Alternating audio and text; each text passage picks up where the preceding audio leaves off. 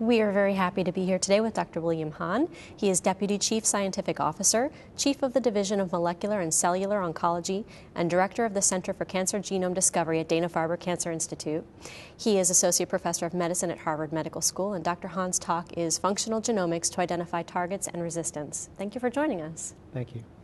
Would you begin by describing the current advances in genomics that make it possible to enumerate genetic lesions in specific cancers?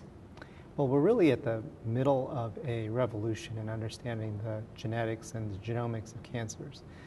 With advances in sequencing technologies, the cost and the scale and the throughput of genome characterization efforts are really allowing investigators around the world to come up with the first compendium of all the genetic alterations that occur in the major cancers that afflict human populations.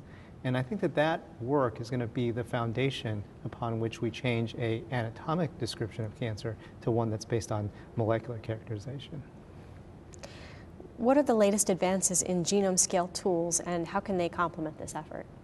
So the way I see these genome characterization efforts is they're the foundation or the blueprint for understanding cancers.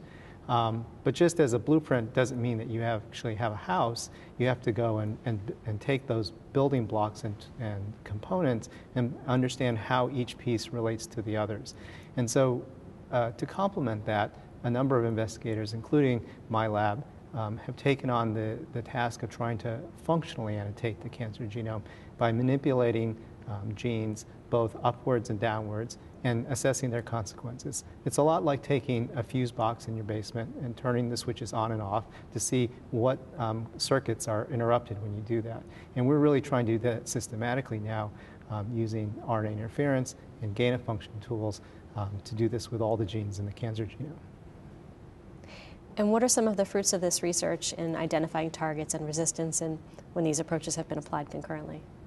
Well, I think one of the great things that we're learning is that although each of these approaches, whether characterizing cancer genomes or manipulating gene expression, is powerful in and of itself, they all have limitations. And with putting all of this information into the public domain, people are now able to integrate this data to look at what is the intersection between these very large and comprehensive efforts. And when we do so, we've compressed 10 or 15 years worth of work down to a few months because we've taken both information about what's occurring in tumors, what's important for tumors, and what's essential in resistant tumors for them to continue to survive. And that gives you a very strong foundation upon which to spend, I think, the significant effort it'll take to take that information and turn it into things that might be translated in the clinic. And so I think one of the great advantages that we have now is that instead of one investigator working on something in isolation from many others, we're able to leverage everybody's work very quickly and rapidly to identify those things that are really important. Dr. Hahn, thank you so much. My pleasure.